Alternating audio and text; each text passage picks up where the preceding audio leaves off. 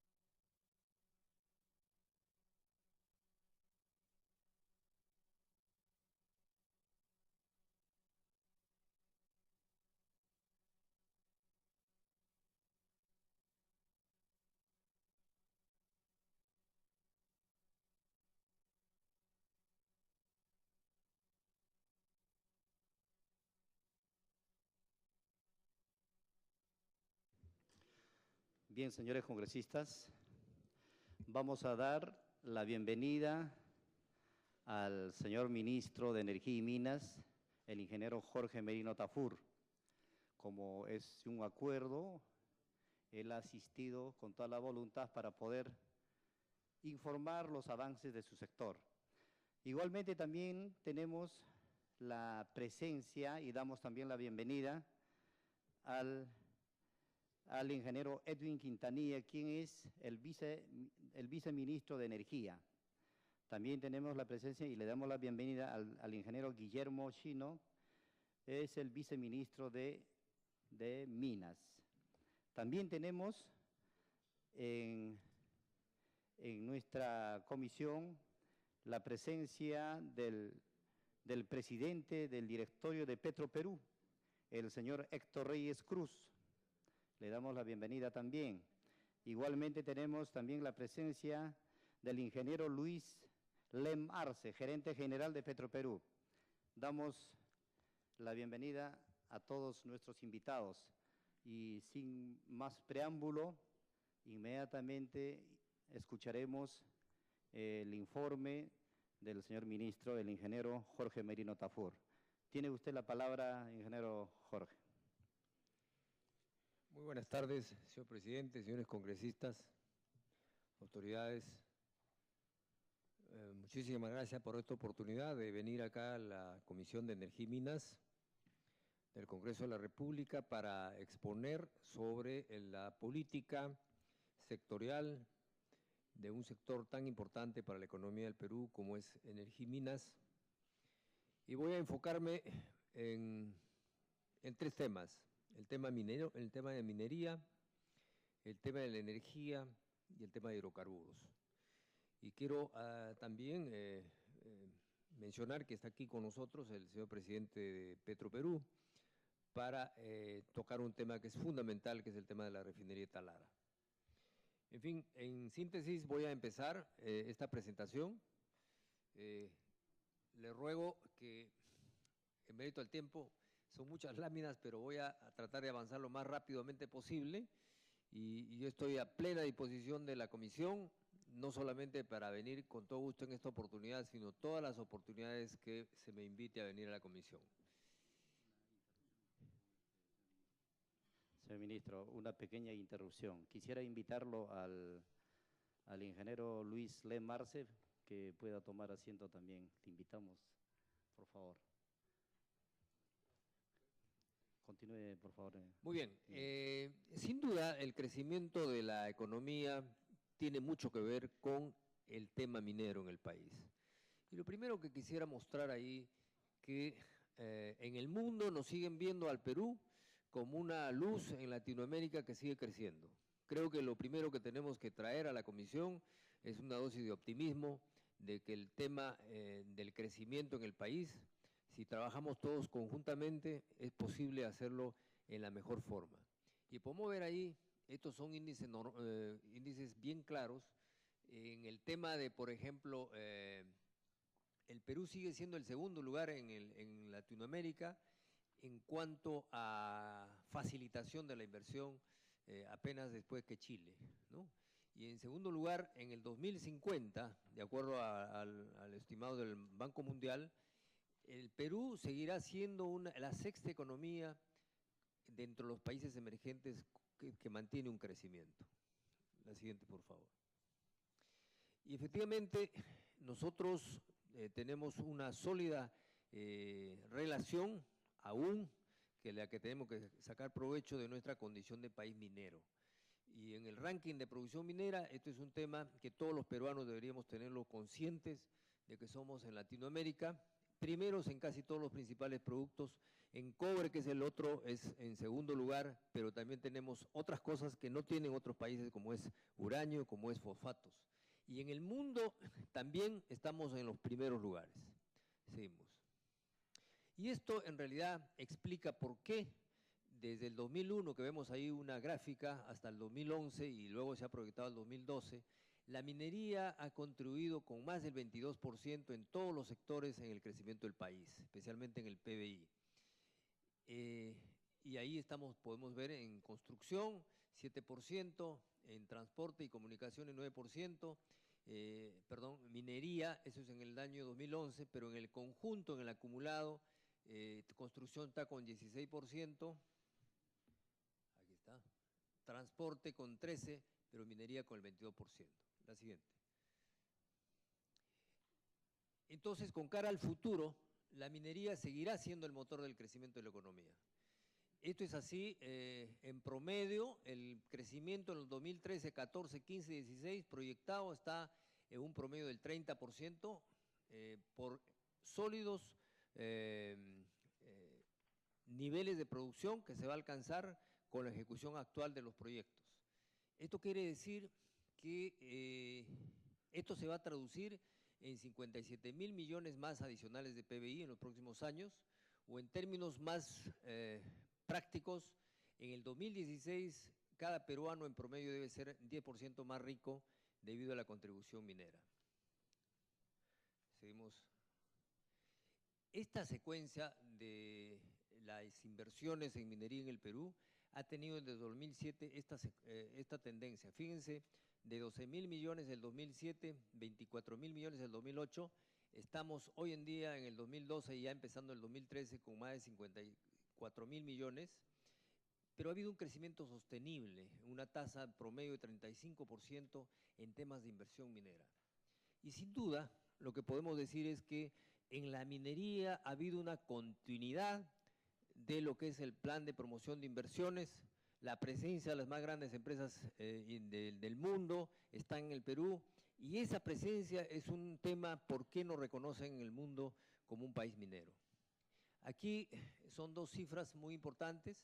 La primera, el porcentaje de lo que es la cartera minera peruana con respecto a la minería mundial es el 3.7%, pero la gran diferencia es que el techo que tenemos para seguir creciendo en niveles mundiales es bien alto, 118%.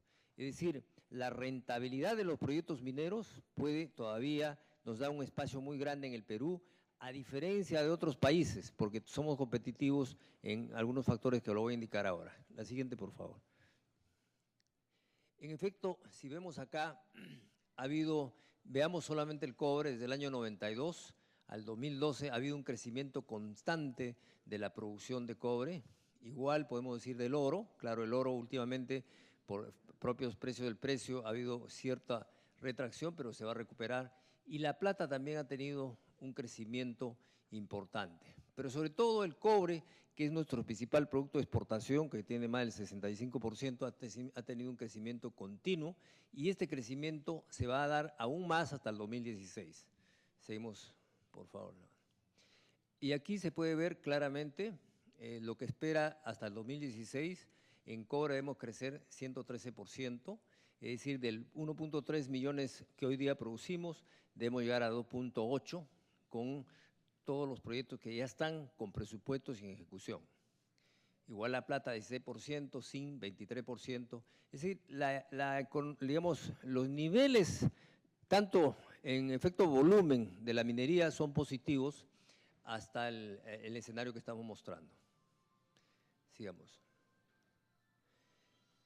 El 68% de las exportaciones nacionales, en conclusión, corresponden a productos mineros, y asimismo a gas y petróleo el 11.65%. Por favor, más rápido. Ya. Aquí podemos ver las exportaciones mineras, cómo han sido en todos los años. Este año, el 2012, ha habido obviamente una caída por el efecto precio, que ya todos conocemos, pero vamos a ver luego una proyección cómo se va a recuperar por el efecto volumen en los próximos años. ¿Seguimos? Y efectivamente esperamos, todos estos proyectos ya están con presupuesto aprobado, están en ejecución.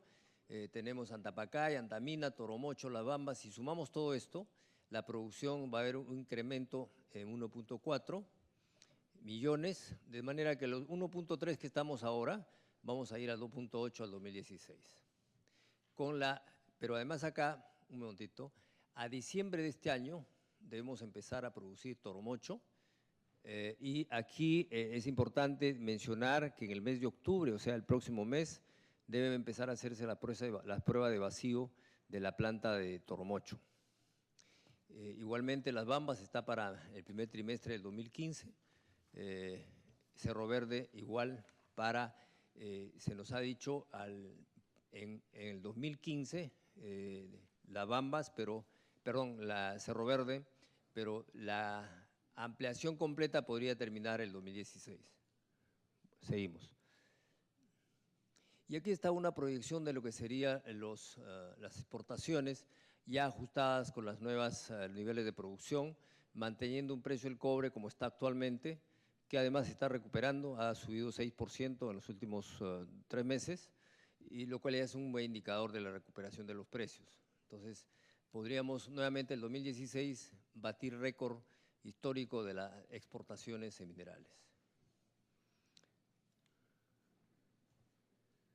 El incremento de las inversiones para el 2012 y 2013 se estima en 17%. Es decir, las inversiones mineras en el país no se han detenido, continúan y creemos que esto es un buen indicador.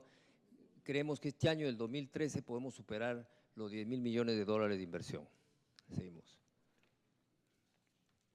Bueno, ya el tema del canon es un tema que podríamos conversarlo más ampliamente, es un tema coyuntural por el efecto precio, pero bueno, está aquí lo que fue en el año 2012 y obviamente ya sabemos el efecto precio que ha habido, especialmente en algunas regiones con cuanto a la recaudación del canon, ¿no? Seguimos. El impacto de los ingresos tributarios, si lo medimos en el tema de minería, si cayese la minería, las exportaciones mineras en un 15%, efectivamente vemos qué significa sectorialmente, ¿no? Es un presupuesto en educación, en defensa 1.5, en salud 1.7, en desarrollo e inclusión social 3.5, etcétera. Por tanto, lo que tenemos que hacer los peruanos es tener más volumen de producción para capear cuando los efectos precios afectan al mundo, porque los precios no los controlamos, nosotros controlamos los costos y controlamos que seamos un país promotor de inversión. Sí, seguimos. El efecto virtuoso de la minería entonces fomenta la inclusión social. Esperamos que con este incremento al 2016 va a significar 2.000 millones más de dólares de ingresos al fisco, lo que significa todos estos indicadores que hemos calculado, 36% del presupuesto anual del sector de educación, 74 hospitales, etcétera, ¿no? 5.000 kilómetros de carreteras. Es decir, creemos que lo que nos está faltando en el Perú es que todos, unitariamente, comuniquemos mejor a la población cuál es la importancia de la minería en el tema y la contribución de los ingresos, justamente para los temas sociales. Seguimos la siguiente. Bueno, ya están los proyectos de cobre que ya los mencioné. Seguimos. Un muy importante indicador es que, si bien es cierto, los proyectos que están en desarrollo, pero también es importante mirar que a nivel de reservas, nosotros estamos en segundo lugar en el mundo. En el oro somos el octavo, plata somos el primero, en zinc el tercero. O sea, la proyección del Perú como país minero sigue siendo vigente y por muchos años más por las reservas que ya se han identificado. Y aquellos nuevos proyectos que están, digamos, descubriéndose, que lo vamos a comentar también muy brevemente en la presentación. La siguiente. Y bueno, aquí ya dijimos que el cobre es el principal mineral de exportación, seguido del oro, ¿no? La siguiente. La cartera de países, todos los países del mundo están en Perú. La presencia de empresas chinas, del China están liderando hoy día las inversiones de minería en el Perú. La siguiente. Y estos son nuevos proyectos que han aparecido que no nos debe extrañarnos, porque el Perú, uno de los principales atractivos son sus recursos polimetálicos. En Arequipa hay un nuevo proyecto que se llama Safranal, es un proyecto que falta, pero ya tiene muy buenos indicadores, tan es así que ya tiene el 20% de las acciones, lo tiene Mitsubishi, y es un proyecto que podría estar superando las 100.000 toneladas de cobre por año. La siguiente. Raicaicocha es un proyecto de Peñoles que también está en Ancash, hay mucho movimiento de perforación, es un proyecto que puede ser un pórfido de tamaño mundial, muy interesante, son nuevos proyectos. La siguiente. En el caso de Cerro de Pasco, se ha descubierto muy cerca a Cerro de Pasco dos pórfidos de cobre-oro, que podríamos estar hablando de un nuevo Toromocho. Entonces, Eso es lo que ofrece la minería peruana, lo que hay que hacer es continuar explorando, ¿no? Seguimos. Chancas es un proyecto que se ha hablado, de Southern, igualmente es un proyecto importante que esperamos trabajarlos todos juntos para que podamos sacarlo adelante. Seguimos. Sin embargo, aquí es un tema sumamente importante.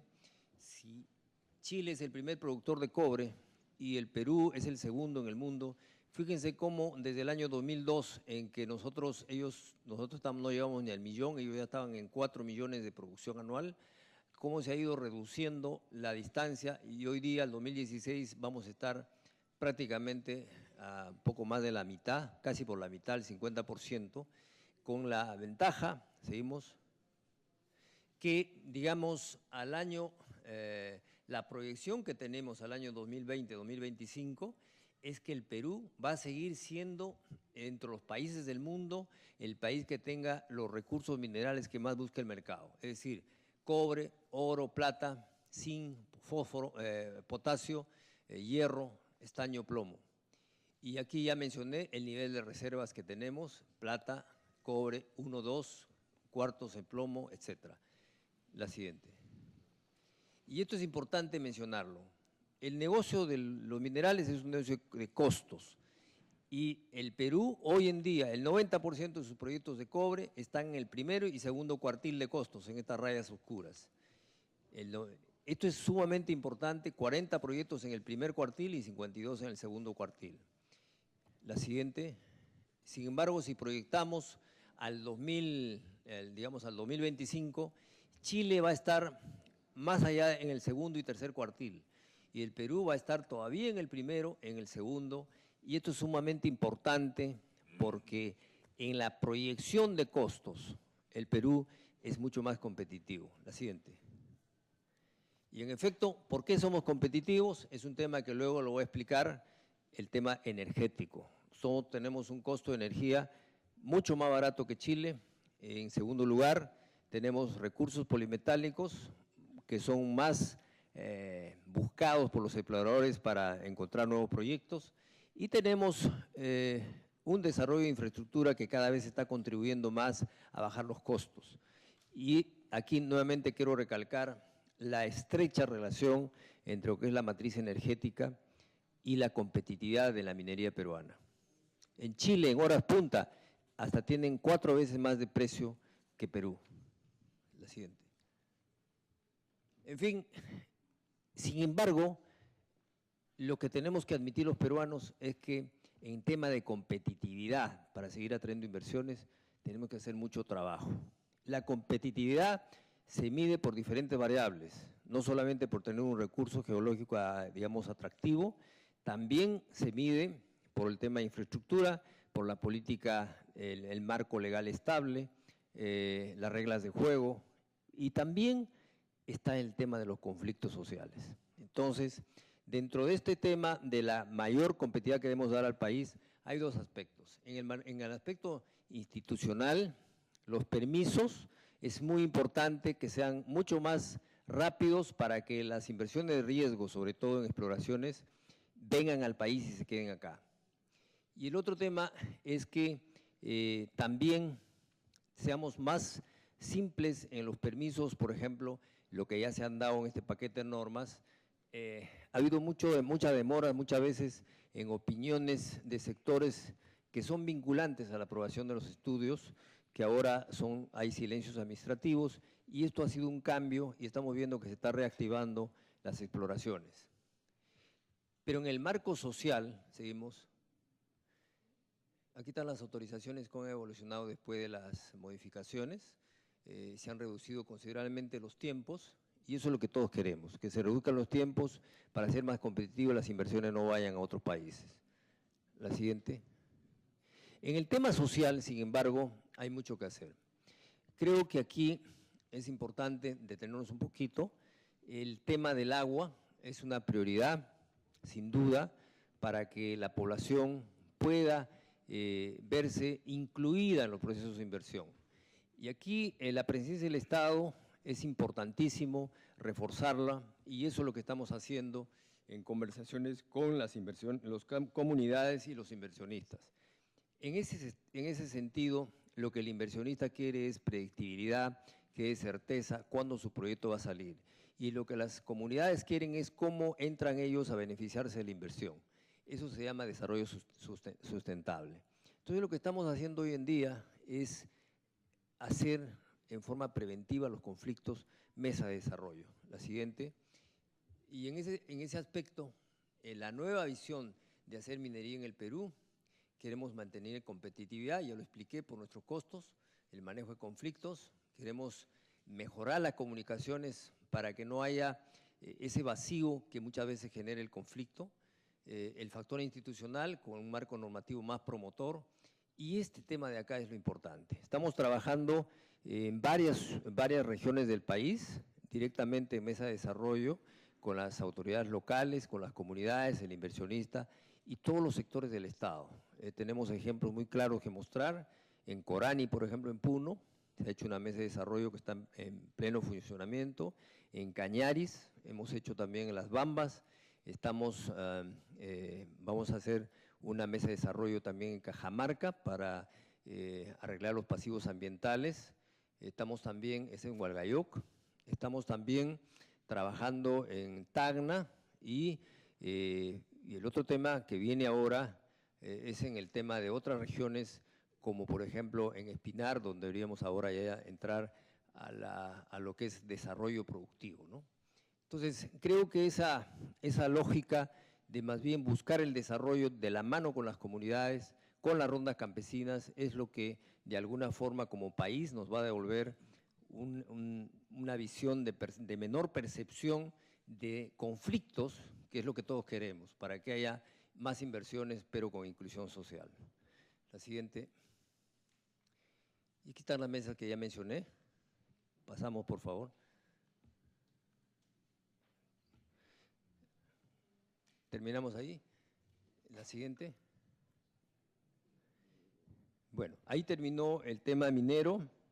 En conclusión, la posición del gobierno, la posición frente al mercado es, ok, bienvenida la inversión, busquemos la igualdad en las zonas más altas donde se explotan los recursos, la inclusión social, donde se explotan los recursos, y dar certeza al inversionista para que pueda hacer sus inversiones. Y para eso hay que mantener las reglas de juego claras. Creo que es la única forma en que vamos a poder seguir creciendo en base a lo que es nuestros recursos naturales, pero explotados en forma responsable. Todos estamos para defender el medio ambiente, pero tenemos que buscar un equilibrio para que las inversiones vengan al país y no se vayan a otro lado. Creo que decirles también que próximamente tenemos en Arequipa, la próxima semana, un evento internacional muy importante. Ya en Perú, en Latinoamérica, el evento de Arequipa es el más importante, ya hay más de 8.000 inscritos, deben estar entre visitantes superándose las 50.000 personas, y es la vocación para que en el Perú unitariamente apostemos por una inversión minera responsable. Eso es lo que quiere escuchar el mundo, y creo que esto hago una invocación conjuntamente con la Comisión de Energía y Minas, esta vocación que tenemos que mostrarle al mundo, que en el Perú seguimos apostando por la inversión responsable. Ahora voy a referirme a un tema que es muy vinculado a lo que es el tema minero, que es la política energética del sector. ¿A dónde estamos yendo? ¿Dónde estamos? En efecto, el mapa en el mundo de lo que es el tema de las tasas de crecimiento lo podemos ver acá. Ciertamente Latinoamérica se convierte en el punto donde hay más presencia de energías renovables.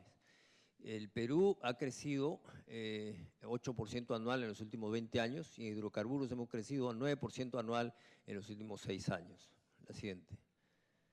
Y aquí podemos ver cómo la energía por regiones, el Perú en particular y Sudamérica también, somos donde tenemos más presencia de energías renovables, pero con mayor potencial de desarrollo. Están aquí en colores, ¿no?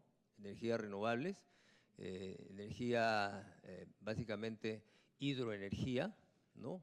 El Perú tiene un alto potencial hídrico de cerca de 70.000 megavatios. Tenemos gas, por tanto, El desafío aquí es cómo maximizar nuestra matriz energética para dar sostenibilidad y crecimiento al país. La siguiente. Y aquí tenemos que trabajar en tres conceptos que son claves. Lo que es el concepto del crecimiento económico y desarrollo, el concepto del acceso a la energía y seguridad y el concepto de la sostenibilidad ambiental. Si nosotros trabajamos estos tres puntos con todos los que son los actores, tendremos una política energética adecuada. Ahora, veamos a la siguiente. ¿Cómo nos están viendo en el mundo? Esto se dio en el último foro global de energía. Nos ven al Perú en el mundo como el primer país que ha contribuido con el tema energético a su crecimiento, con 0.78% sobre otros países desarrollados, como podemos ver acá, Sudáfrica, España, etcétera, Singapur inclusive, y Colombia está después que nosotros. Sin embargo, seguimos, Suiza, ¿no? No lo leí bien. Aquí podemos ver, sin embargo, que no estamos igual en el tema de acceso a la energía, el acceso universal a la energía. Todavía nosotros necesitamos hacer que mucha de nuestra población tenga más acceso a la energía. Y esto sí tenemos un puntaje menor. Del Perú está en el puesto 82 con un indicador de 0.63 y los primeros están con 0.95, los países en desarrollo, ¿no? O 0.82, Canadá, Dinamarca, etcétera. La siguiente. Y en lo que es el tema ambiental, sostenibilidad ambiental, estamos en el puesto 51, ¿no? Con un indicador de 0.55. Entonces, donde tenemos que enfocar es en estos dos factores. Estamos muy bien en contribución al crecimiento económico, de reconocido, pero todavía nos falta hacer mucho trabajo en estos dos aspectos que son complementarios. La siguiente. En ese sentido, aquí podemos ver el ranking que hay en el de crecimiento económico, el desarrollo ambiental y el acceso a la energía. El Perú está acá, 0.78, 55 y 0.63, ¿no? Pero aún así, en el ranking mundial estamos en el 15º, perdón, sí, pues 15º, ¿no? Si mejoramos los otros aspectos, entonces también vamos a ser muy competitivos en lo que es energía. Y de ahí, en vista de eso, es que lo que queremos explicar ahora, qué es lo que estamos haciendo como política en el sector. Seguimos entonces. Entonces, el tema de la política de seguridad energética es lo que tenemos que dar al país. Porque eso significa no solamente bienestar a la población, sino asegurar un crecimiento económico del país. Sin energía no podemos crecer, ¿no? La siguiente. Entonces, la visión que tiene que haber como política de Estado es que tenemos que tener un sistema que satisfaga la demanda nacional en forma confiable, continua y eficiente. Y para eso hay que planificar el desarrollo de la matriz energética. La siguiente. Entonces, la política energética tiene que ser diversificada, competitiva, el acceso universal a los más pobres, el mejoramiento de la eficiencia, la autosuficiencia en la producción de energéticos, depender menos del diésel, el impacto ambiental, mínimo impacto ambiental, y obviamente el desarrollo de la industria del gas natural. En suma, queremos fortalecer la institucionalidad del sector. Así como en minería hemos crecido sosteniblemente, tenemos que tener una política de planeamiento sectorial como política de Estado. Muy bien, la siguiente. En ese sentido, en el periodo hemos sacado, gracias al apoyo del Congreso de la República, normas muy importantes que están enfocándonos en esa dirección. La primera ha sido la Ley 29852, que se dio en abril de 2012, que es el Sistema de Seguridad Energético de Hidrocarburos.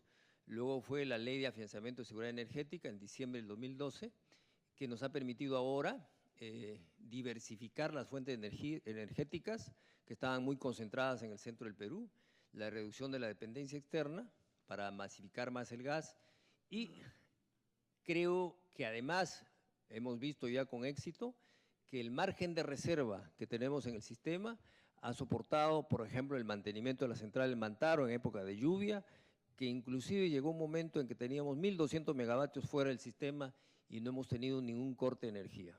Creo que además la política de promoción de inversión, de líneas de transmisión, de reservas, de generación de reservas frías, nos ha dado muy buenos resultados.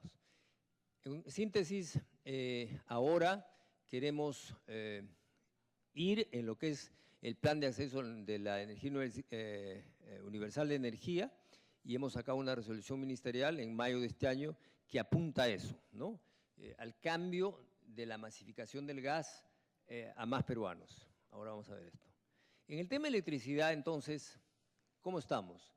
Fíjense, en el tema de la oferta y demanda incremental, nosotros en térmico, en hidráulico, eólico, hemos crecido en los… bueno, la proyección es de 1.556 de oferta a 2.283 y 3.839, frente a una demanda que va a crecer sobre la base actual de 5.291 en el 2012 al periodo 2013-2016 hasta un acumulado de 2.235, lo que daría una diferencia de 1.600 nuevos megavatios. Es decir, hay un incremento del 73% de nueva oferta. Esto corresponde a una inversión estimada de 6.200 millones de dólares. Y esto se lo puede ver acá. Del 2012, 2013, 14, 15, 16, etcétera, lo que están en círculo son las nuevas ofertas de energía. Podemos ver acá Nuevas Hidros, en el 2016, 200 megavatios. Acabamos de sacar, encargar a Proinversión 1.100 megavatios nuevos de venta de energía que van a entrar, que también van a entrar en estos años. Tenemos la nueva capacidad de dual, en el caso del nodo energético, también ya está para el 2016-2017, y podemos ver entonces que el nivel de producción de hidro se incrementa hasta ya participar sobre el 60%, pero sobre todo el nivel de reservas también se mantiene sobre el 30%, que es lo que queremos en el país, ¿no? Entonces, sobre esto, ahora al final de la presentación, les voy a anunciar la presentación de 2 proyectos de ley que van a ir a la tendencia de promocionar más centrales hidroeléctricas en el país. Es decir, deberíamos potenciar no solamente los recursos que tenemos, sino nuestra ubicación en el Océano Pacífico, que somos el único país que colinda con varios países que tiene una posición clave para lo que es el desarrollo de su competitividad en base a la energía. La siguiente. Los proyectos de electricidad en curso, del 2016 al 2020, uno es el nodo energético del sur, de 1.000 megavatios en ciclo simple, a 1.500 en ciclo combinado. Aquí ya se ha anunciado la fecha, este está a cargo de Proinversión, es el 15 de noviembre la Buena Pro. Esperamos que hay mucho interés en el mercado y esto es parte del proyecto integral del sur, del gasoducto surperuano, que está garantizando la demanda para el gasoducto del surperuano. Parte de la demanda. Esto es 70% de la demanda, el otro 30% de la demanda mínima es el polo petroquímico. Seguimos. Luego, como otros proyectos de electricidad del 2016 al 2020, tenemos ya convocados 250 megavatios nuevos de recursos repartidos en 2 grupos. En 200 megavatios para centrales menores a 20 megavatios y después centrales térmicas de biomasa 50 megavatios. Entonces, esto lo estamos manejando a través de Ocinermin y el Ministerio de Energía y Minas. Y lo último que estamos ya anunciando y se va a la Buena Pro a mediados de enero es un concurso bajo el concepto de seguridad energética para 500.000 paneles voltaicos para todo el Perú, que también debe entrar en funcionamiento en el 2014 a 2016 en forma gradual. Este es un proyecto muy importante que está garantizando llevar paneles, luz a las zonas más aisladas donde ya no se puede llegar vía electrificación rural por razones económicas. La siguiente. Ya anuncié también que Proinversión ya tiene el encargo de promocionar 1.100 megavatios de venta Esto corresponde a centrales hidroeléctricas. La inversión que se espera por este encargo está alrededor de 4.150 millones de dólares. La siguiente. El tema del nodo energético, ya lo mencioné, está a cargo de Proinversión. Son 2 centrales de 500 megavatios. Proinversión está haciendo los estudios finales para, de acuerdo al proceso, definir la ubicación de estas centrales en criterios netamente técnicos. La siguiente. Al momento, ya pasando al nodo energético y el mercado, han comprado 10 postores su derecho a participación y hay interesados entre 32, incluye operadores, proveedores, ingeniería financiera, etcétera, ¿no? Esta es fuente de Proinversión. Este es el cronograma que termina con la Buena Pro en el 15 de noviembre. Seguimos. Aquí hay un plan de equipamiento de línea de transmisión. Este es un tema sumamente importante. En este periodo ya se han dado 4.147 kilómetros de línea de transmisión con una inversión de 1.650 millones de dólares. Todos estos han sido encargos dados a Proinversión por el sector Energía y Minas y son proyectos que ya están, muchos de ellos, con Buenas Pro y ya iniciándose la construcción, ¿no? Entonces, aquí el único que estaría pendiente es este de acá, de Moyobamba Iquitos, que se da la Buena Pro ahorita en octubre. La siguiente. Hidrocarburos. En el tema de hidrocarburos, ciertamente, si vemos acá las proyecciones del año 1994, ¿no? No le veo bien de acá. Sí, hasta la fecha, la producción de petróleo ha ido cayendo. Sin embargo, lo cierto es que en lo que es gas natural licuado ha ido subiendo el color verde y el gas natural en lila nos ha revertido la situación desde el año, más claramente de este salto, desde el año 2005. Entonces, es fundamental entonces en el Perú la presencia del gas natural cada vez explica mejor la seguridad energética. La siguiente. Y en efecto, aquí podemos ver cómo el consumo de los combustibles en el país ha ido incrementándose en lo que es gas natural, pero todavía seguimos en el color verde dependiendo del diésel. Entonces, uno de los temas claves para evitar esta dependencia es, por un lado, masificar el uso de gas, no solamente a nivel de la población, sino también en el transporte, en el consumo masivo, ¿no? Seguimos. Quizás volvamos antes, hay un tema acá que lo hemos pasado por alto. En la balanza comercial a junio del 2013 son 4.826 millones de barriles, que son 32.000 millones de dólares, que Petroperú es el encargado de comprar el diésel. Es decir, seguimos importando diésel, pero importando GNL. Y este es un tema que tenemos que revertirlo. Por eso es que la política de exploración de hidrocarburos queremos hacerlo mucho más fuerte. Hay algunos indicadores nuevos, como por ejemplo hemos visto en el lote 95 de Gran Tierra, han hecho un descubrimiento importante de petróleo. Igualmente, el mes de noviembre, en el lote Perenco, en el lote 97, debemos estar inaugurando la producción de unos 6.000 barriles nuevos. Entonces, por otro lado, tenemos ahora en Perú, ha regresado la Shell, por ejemplo, que es una empresa muy importante, y va a empezar a explorar también algunas zonas del país. Seguimos. En cuanto a los proyectos de hidrocarburos en curso, el principal obviamente es el gasoducto del sur peruano, que es un conjunto de gasoductos y poliductos para mejorar el sistema de seguridad. La fecha de educación de este proyecto ya se ha fijado en Proinversión para el 17 de febrero del 2014. Esto, como ustedes saben, se ha encargado inclusive a la asesoría a una banca internacional de primer nivel que es Wood Mackenzie y los indicadores del mercado son muy positivos, hay mucho interés en el proyecto. Quiero pasar a explicarles muy brevemente el proyecto donde estamos, cuál es el concepto. A ver, por favor. Antes de esto, de pasar a los terminales, empecemos al proyecto, por favor.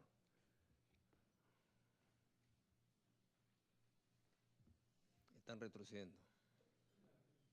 No, más adelante. Ya.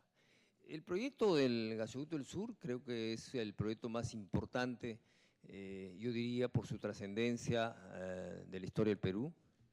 Y ciertamente, gracias a la Ley de Seguridad Energética que se aprobó en el Congreso, este proyecto se hace sostenible financieramente porque tiene dos conceptos. El primero, que crea, de acuerdo a la ley, una zona de seguridad energética que cubre desde Malvinas hasta Anta en Cusco, de tal manera que la construcción de la infraestructura está evidentemente garantizada por el sistema de eléctrico y de líquidos o hidrocarburos del país. Y el segundo tramo, de Anta al sur, está también debidamente garantizado por garantía red principal. Este es un proyecto de solidaridad, de devolución del país al sur del Perú, porque nos permite, por la misma ley, descentralizar, desconcentrar la generación de energía que actualmente está en el centro del Perú hacia el sur. Ese es un primer tema, por eso es que el nodo energético se ha ido al sur. En segundo lugar, nos permite el mismo proyecto, visto en forma integral, maximizar la utilización del gas del lote 88, que es un precio regulado, ¿no? Para el sur del Perú. Aquí debo hacer el comentario que es muy importante, que del 2011 al 2012 ha habido un incremento de 1.9 TCFs en reservas en el lote 88, lo cual es una buena noticia. El proyecto no depende de nuevas reservas. El proyecto, como está diseñado, tiene un empujón inicial con 2.3 TCFs, que es lo mínimo se necesita para el nodo energético y para el polo petroquímico. Esa es la diferencia de este proyecto, que es sostenible. Por otro lado, también garantiza una tarifa única de transporte, igual que la costa, igual que hay hoy día Pisco. Y eso nos va a dar al final una tarifa única en el tema de electricidad en el país, porque está integrado a todo el sistema de seguridad nacional.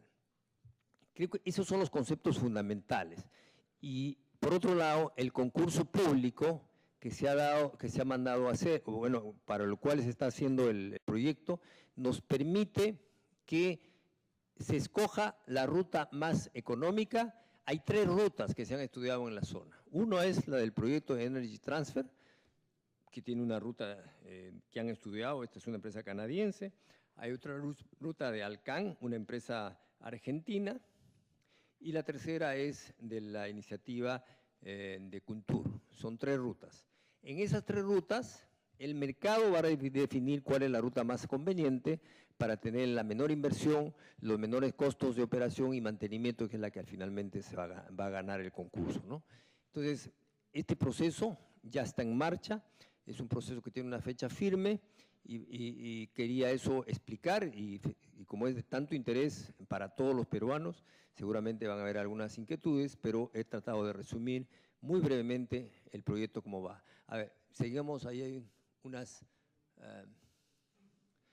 lo que ya expliqué, los temas, conceptos más claves, la demanda, la reserva que se necesita, los contratos resultantes van a ser de una licitación internacional.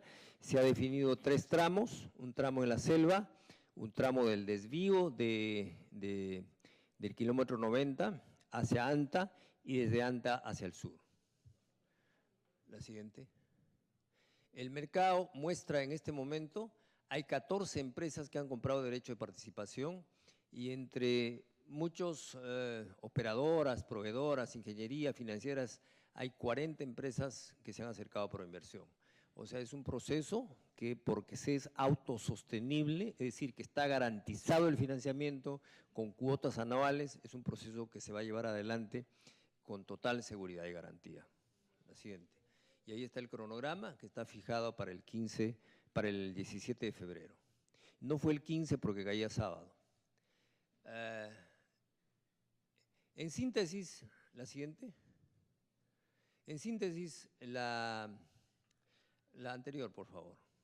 En síntesis, lo que se está haciendo en infraestructura energética para el sur es, en primer lugar, en la parte de electricidad, la reserva fría, en el nodo energético, de 1000 megavatios, ahí hay una reserva también en hilo actualmente de 500, 2 líneas de transmisión en 500 kV, se está haciendo bajo inversión privada, reforzando los tanques de almacenamiento de petróleo también en el sur, para poder garantizar que las centrales que puedan operar en forma dual tengan también el combustible adecuado, la logística adecuada.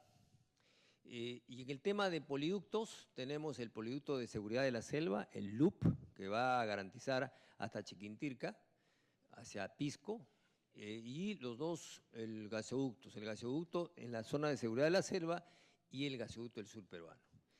Y aparte de ello, obviamente está el polo petroquímico. En el caso del polo petroquímico, ya tenemos los estudios que van a ser anunciados en los próximos días a través de una empresa internacional que ha sido contratada para evaluar técnicamente dónde debe ser ubicado el polo petroquímico y dónde las plantas de transformación.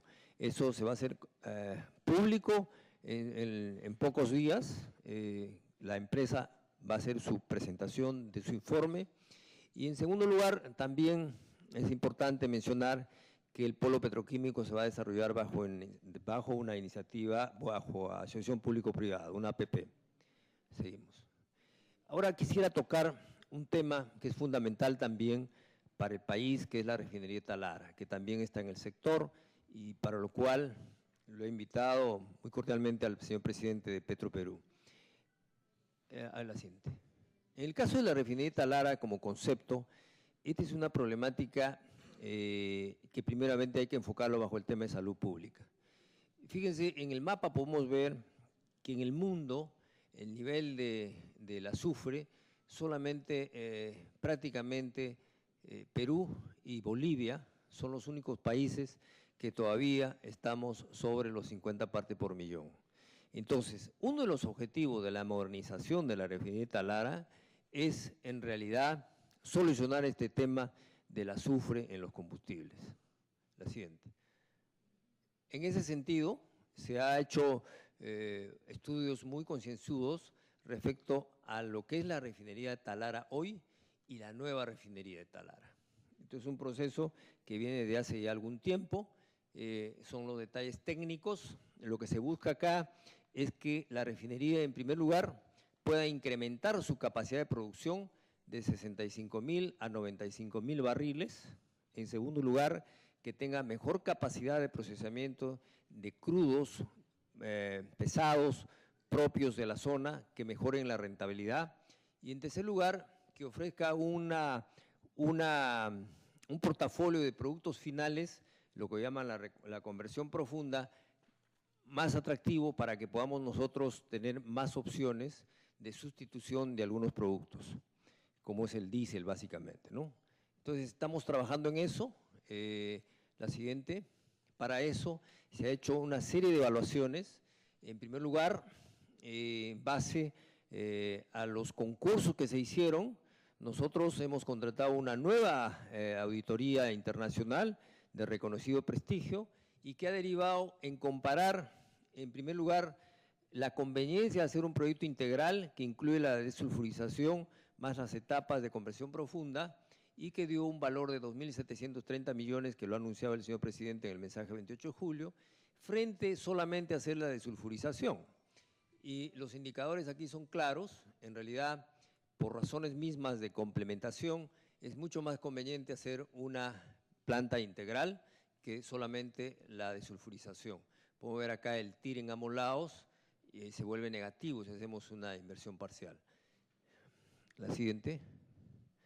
En ese sentido también aquí se muestran las principales acciones que se han tomado respecto a este proceso, ¿no? En tanto al concurso del proceso internacional que ganó Técnicas Reunidas de España, que fue en el 2010, luego las empresas que supervisaron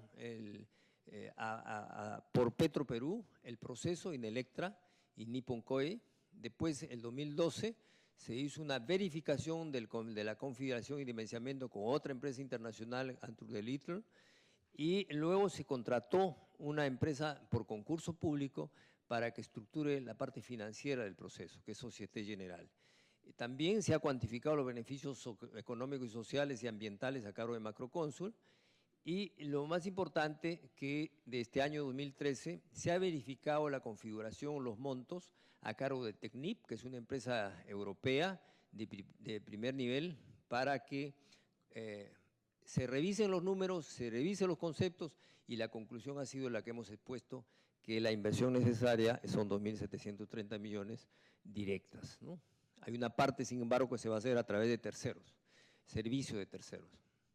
Aquí también es importante mencionar que se ha hecho una actualización de precios a cargo de una consultora internacional, y bueno, y estamos a la espera.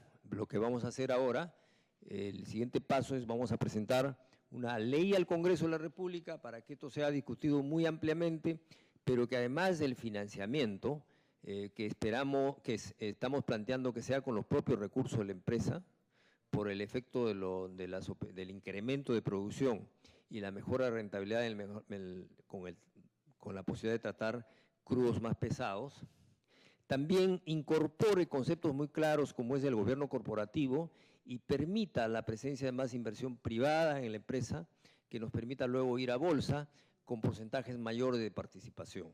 Lo hemos dicho desde hace ya algunos meses, que lo que buscamos es tener una empresa moderna, pero que tenga presencia privada en su directorio, de tal manera que pueda crecer y competir como han crecido otras empresas en el mundo, ¿no?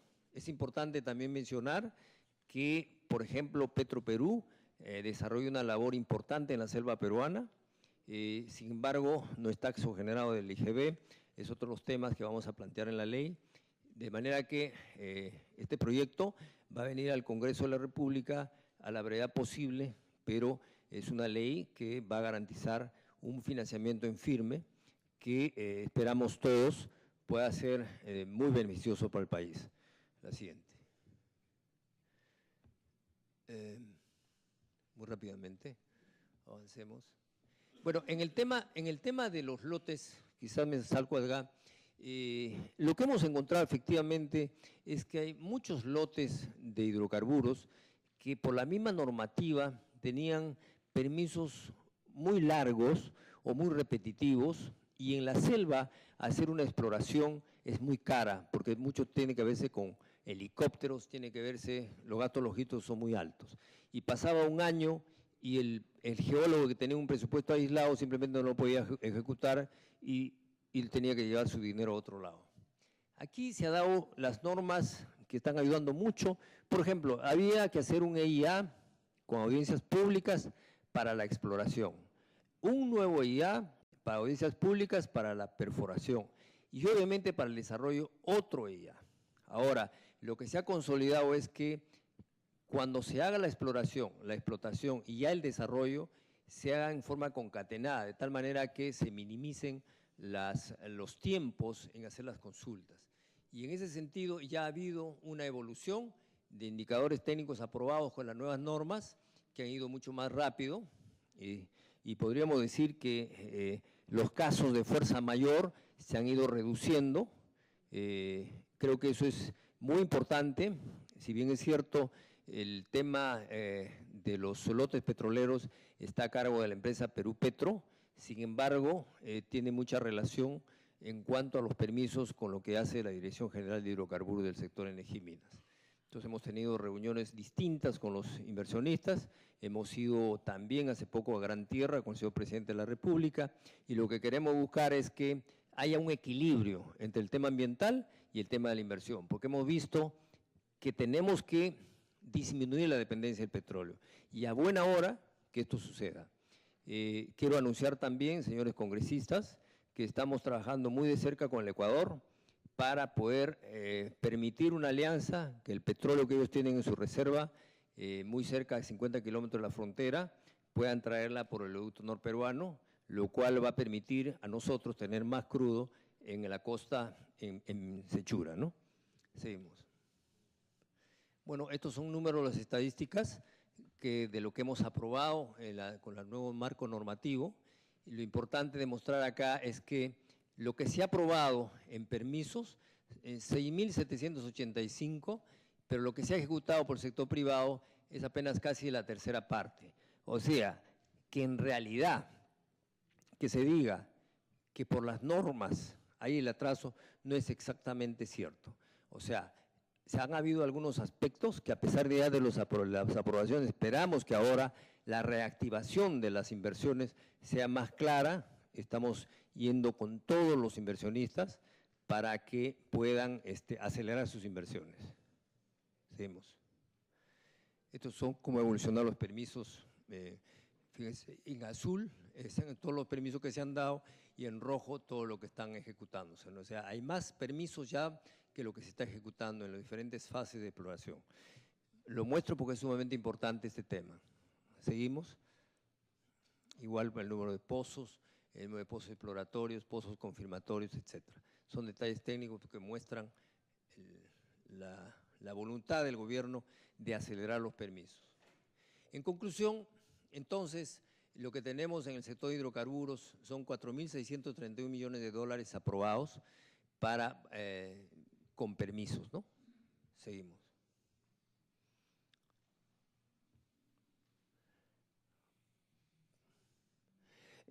Perú-Petro ha convocado un concurso de 9 lotes de exploración nuevos en el Zócalo continental. El señor presidente de Perú-Petro no ha venido ahora porque está en Houston justamente en plan de promoción. Son todos estos lotes que están acá pintados y esperamos que se confirmen el interés. Hay una inversión estimada de 450 millones de dólares, ¿no? Y hemos visto que hay interés en el mercado y esperamos tener éxito en estos concursos. La siguiente. En cuanto a los contratos petroleros que están próximos a vencer, el directorio de Perú-Petro está haciendo las evaluaciones dentro de su marco normativo, de su ley, y esperamos que pronto ya tengan una posición para ser comunicado al mercado, ¿no? Aquí el detalle es que faltan algunos de ellos 2 años que concluyan, pero tenemos que tomar decisiones ahora y que el marco legal le permite a Perú-Petro para evitar el decaimiento de la producción, pero con garantías de un programa de inversión, etcétera. Esos requerimientos los va a anunciar Perú-Petro en su momento. Seguimos. En cuanto a la otra columna del Plan de Acceso Universal, que es prácticamente el tema social, hemos avanzado considerablemente. Ahí están todos los conceptos que tenemos en cuenta, pero quiero irme de frente a los temas puntuales. Por favor, la siguiente. Si no, ya, el tema del nivel de electrificación. Después de Bolivia, Perú todavía es el país que tiene menor nivel de electrificación. Y nosotros pues, tenemos una geografía muy diversa, muy difícil. Tenemos una selva muy grande y cada vez es más caro llegar a conectar una casa con electrificación rural. Frente a esta realidad, la siguiente, un poquito más rápido, por favor. Aquí lo que estamos buscando es cómo mejorar el índice de coeficiente de electrificación rural en el país y hemos punteado ya todas las zonas, los puntitos azules, son las zonas donde en realidad es muy difícil llegar con electrificación rural, en la serranía, en la selva. Entonces, por eso hemos convocado este concurso de los paneles solares. Con los paneles solares pensamos incrementar en 2016 hasta un 96% de electrificación rural. Y este es un tema que ya tenemos pilotos hechos en muchos lugares y está dando excelentes resultados, sobre todo porque a la gente le da posibilidad de tener un celular, de tener una computadora, de tener luz, y ya sus hijos pueden tener luz para estudiar en las noches. Este es un programa muy importante y que además creo que estamos viendo en todos los lugares donde estamos yendo, hay una expectativa muy grande de las comunidades, por eso es que estamos trabajando muy fuerte este concurso de las 500.000 paneles solares. Otro tema importante es el que estamos desarrollando en el tema del acceso al uso del combustible limpio, ¿no? En primer lugar, el programa que gracias al Congreso de la República se aprobó, el Fondo de Inclusión Social Energético, ya estamos en 580.000 beneficiarios a nivel del país, lo cual con un promedio de 2.4 habitantes por casa, ya estamos encima de los 2.5 millones de peruanos que están ahora recibiendo un vale de 16 soles, incluido además una cocina, que les permite ahora sustituir la leña. El tema de la leña es un tema que inclusive está muy enraizada en la población. Estamos dando capacitación inclusive a las mujeres sobre todo en las zonas altoandinas y en la selva, para que puedan usar el balón de gas con su cocina. En realidad, esto es un tema sumamente importante, sobre todo cuando el GLP se produce en el país. La siguiente. Aquí ya el acceso a electricidad y GLP, estamos como meta yendo en la dirección correcta. En síntesis, el esquema es el FICE, el balón de gas y la cocina. Luego estamos ahora, quiero también eso explicarles, señores congresistas, que el mes de julio ya hemos dado la buena pro de dos procesos muy importantes. El 16 de julio le dimos la buena pro a Graña Montero Petrolera para el transporte desde Ayacucho a 10 ciudades altoandinas de gas natural comprimido mediante cisternas, que va a permitir tener GNB. La siguiente, por favor. Estamos todavía en el FICE. En cuanto al FICE, después vuelvo al tema GNC. Como digo, al momento estamos en 580.000. La siguiente que muestra las regiones, ahí están todas las regiones, desde Puno es la que mayor beneficio está en este programa del FICE, luego está Junín, Cusco, Huánuco, todas las regiones del país están ya metidos en este tema del FICE y las cocinas. Es un programa muy interesante que además ha sido digitalizado ahora. Piura y Tumbes está al 100% digitalizado, es decir, ahora ya no se está dando los vales en papel, sino en una celular con un código y con el DNI permite mejor focalizar el beneficiario, ¿no? Y esto en todas las otras regiones también se está implementando a través de las empresas eléctricas y Ocinermin. Entonces, este programa nos ha permitido también ver que, por ejemplo, hay ciudadanos, sobre todo en las zonas altoandinas, que un balón de gas les dura 2 meses. Entonces, estamos haciendo todos los ajustes para llegar a más peruanos. La siguiente. La masificación del gas es lo que estaba explicando. Dije que en el mes de julio hemos dado 2 buenas pruebas muy importantes. Una a una empresa peruana que va a transportar mediante cisternas el gas a 10 ciudades altoandinas, desde Huancayo, Jauja, Huancavelica, Andahuaylas, Apurímac, Ayacucho, Puno, Juliaca y Cusco. Y esto va a permitir el GNB a los taxistas y gas para también a todos los pequeños negocios, pero sobre todo va a permitir también el inicio, y eso estamos firmando convenios con los gobiernos regionales, para comenzar a instalar pequeñas redes en todas las zonas más pobres, de tal manera que con este gas, con un tanque ya también se va a poder tener el gas mediante redes en la zona altoandina. Y en la costa se ha dado una buena pro a un grupo español para el sur del país, Tacna, Moquegua e Hilo, y para el transporte de GNL.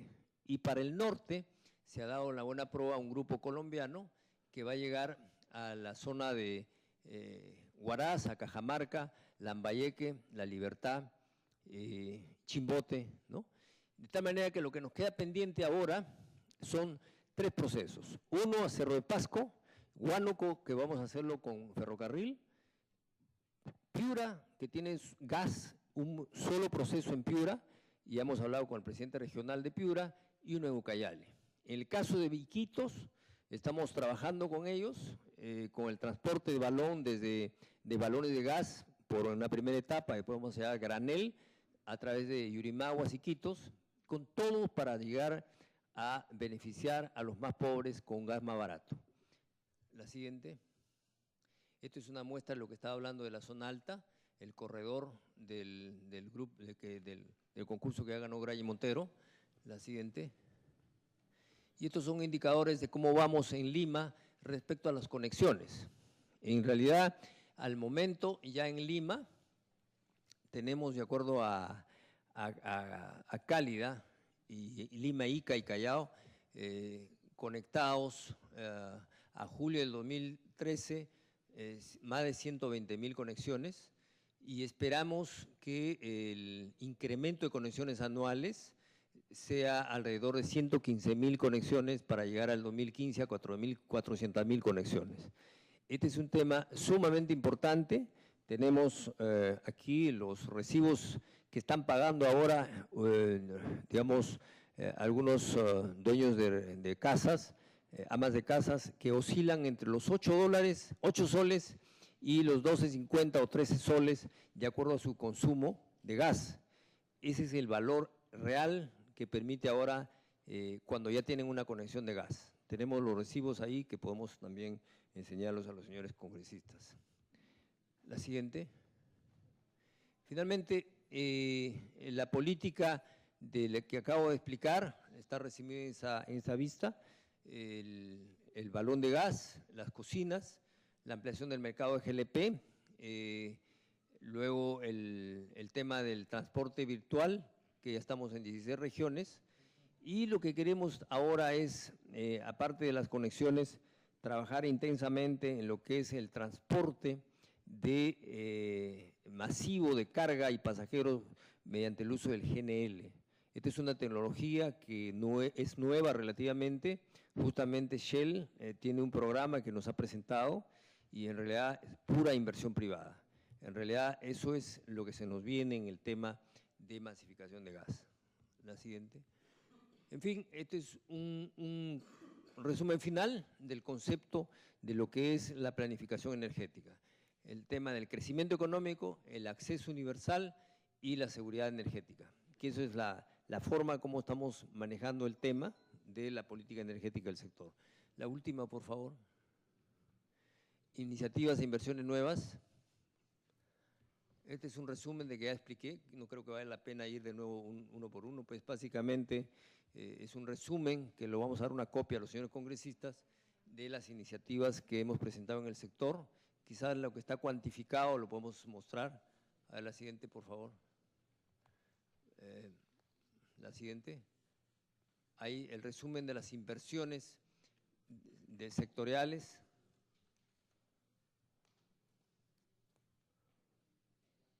Ahí está. En síntesis, estos son los principales proyectos que tenemos en electricidad: no energético, la red, la línea de transmisión de empresas regionales y la subasta de los 500.000 paneles. La siguiente, por favor. Y esto en total, teniendo en cuenta los gasoductos, los poliductos, el tema del polo petroquímico, el tema de la masificación del gas natural, terminales de almacenamiento que son de Petroperú, pero con iniciativa privada, la modernización de la refinería de Talara, la regasificadora de la costa central, que estamos haciendo en Mecholita, las cocinas de GLP, inclusive hay un poliducto de Pisco a Lima para dar más garantía del suministro de GLP a Lima. En total las inversiones que sumamos en hidrocarburos y energía son 27.000 millones de dólares. Entonces, estas son inversiones que muchas de ellas no le demandan $1 al Tesoro, porque se hacen con el concepto de seguridad energética. Es muy importante esto, ¿no? La siguiente. Y aquí quiero, para finalizar, mencionar 2 proyectos de ley que vamos a presentar al Congreso de la República para su consideración. Lo primero es la creación de un organismo de planificación energético. Hemos visto que la competitividad del país depende mucho de la competitividad de la energía. Entonces, es importante tener un organismo de planificación independiente a los gobiernos, que tenga una política de Estado, de manera que se ajuste todo lo que es la planificación en función de la demanda, en función de los tipos de oferta, y este es un proyecto de ley que lo queremos traer al Congreso de la República. La siguiente, por favor. Y la otra, el proyecto de ley es: queremos maximizar las inversiones en nuevas centrales hidroeléctricas para sacar provecho de los 70.000 megavatios que tenemos en el país. Esto es sumamente importante. Los conceptos van a ser explicados al Congreso de la República, pero básicamente es dar la oportunidad, así como en gas hemos dado garantías de red principal, no lo hemos hecho en el tema hidráulico. Pero el tema hidráulico, como estamos viendo, a las finales nos va a permitir, primero, asegurar que nuestros recursos de gas sean utilizados en la industrialización, en la masificación, y nuestros recursos hídricos nos den la seguridad de la demanda interna, y seguramente en condiciones que le sean favorables al país, asegurando el mercado local, en un futuro podamos exportar energía. Entonces, básicamente, estos dos proyectos de ley vamos a traerlos acá para que vía inversión privada le demos más seguridad energética al país. Creo que ahí termina la presentación. Señores congresistas, muchísimas gracias y estoy apto para las preguntas que vienen a realizar. Muchas gracias, señor ministro Jorge Merino Tafur. Efectivamente, hemos escuchado la exposición del señor ministro, donde tocó temas de importancia, como es el tema minería, donde explicó muy claramente y en forma comprensible la seguridad energética, nodo energético del sur, gasoducto del sur peruano, hidrocarburos y la refinería de Talara. Y por supuesto el programa social que es el FICE. Vamos ya contando con el quórum reglamentario.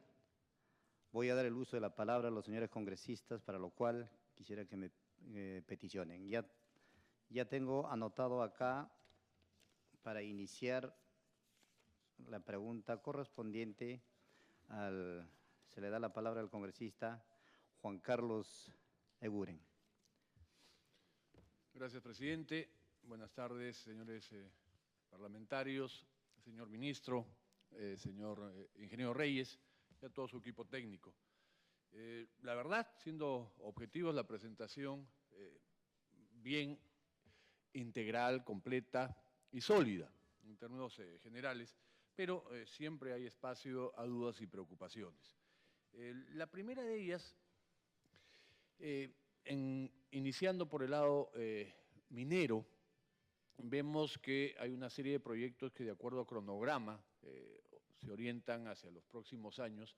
Sin embargo, nos preocupa más allá del 2016. Toromocho, Las Bambas, etcétera, son proyectos que se han heredado de gobiernos anteriores. Entonces, la percepción es que hay un tema inercial, pero en este quinquenio, ¿qué se va a dejar en marcha, en camino, para el siguiente quinquenio? Y creo que, porque ahí la percepción que tengo, no quiero pluralizar o generalizar, es que no se está produciendo, hay un trabajo técnico, sí, pero no hay un liderazgo político en la materia. El tema minero sigue siendo un tema medio tabú en el país, cuando vemos que países vecinos, Chile, ni qué hablar, Colombia se ha relanzado con mucha fuerza, el propio Ecuador.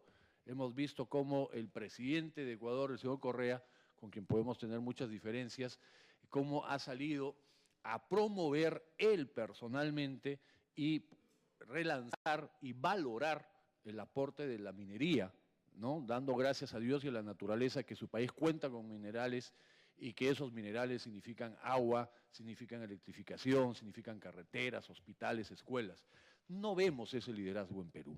Entonces, la primera pregunta es, no dudamos de su convicción, pero en realidad hay una convicción del gobierno en su conjunto y al más alto nivel, me refiero al presidente de la República, y si fuese así, que espero que así lo sea, no cree que debería ser, entre comillas, más comunicativo, porque la percepción es que el gobierno se pone de perfil. A ver, empresa privada, póngase usted de acuerdo con la comunidad y si se ponen de acuerdo en buena hora, pero si no se ponen de acuerdo, mala suerte, ya se verá en el futuro. Cuando el rol del Estado, por la importancia de la materia, debe ser un rol promotor, activo, proactivo.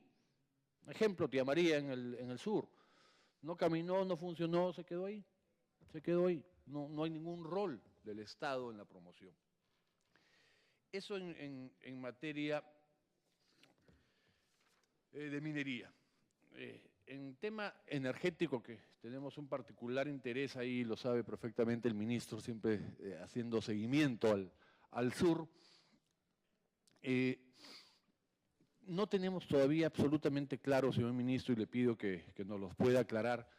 Teníamos entendido que el proyecto del gasoducto sur peruano era un solo proyecto, un proyecto integral que salía de Camisea y terminaba en Hilo o Mataraña.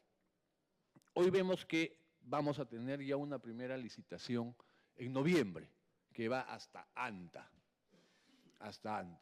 Y eso genera preocupación en el sentido de si la prioridad del gobierno, en este periodo por lo menos, es el tema de seguridad energética y si va a estar satisfecho con llegar hasta Anta. ¿Por qué no se hizo una convocatoria conjunta? ¿Por qué no fue una licitación conjunta de todo el proyecto integral del gasoducto y por qué hacerlo por partes?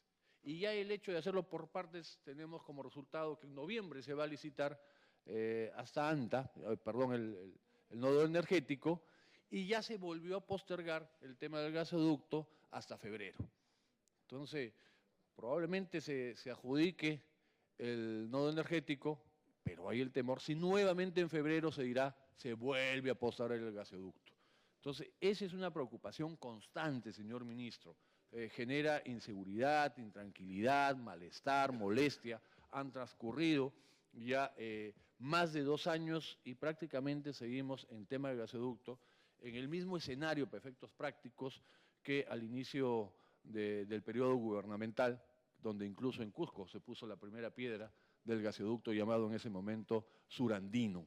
Entonces, quisiéramos precisiones en esa materia.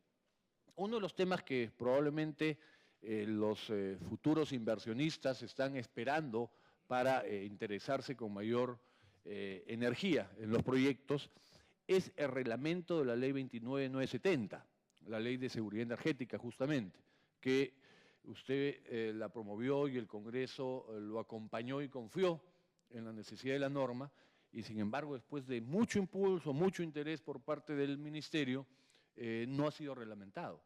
Y si no es reglamentado, no hay la seguridad jurídica ni marco jurídico suficiente para promover lo que la norma pretende promover. Y finalmente, con eso termino, señor ministro, el tema de tiempos termina siendo, porque la visión estratégica, los proyectos, todo apunta al 2016 y a futuro, pero ¿qué está pasando el 2002, el 2003, el 2014?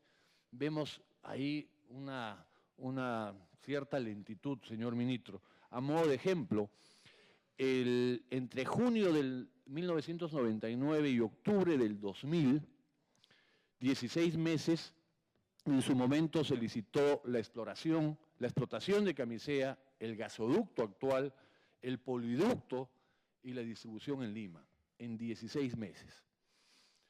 Vamos 26 meses y todavía el gasoducto no ve la luz.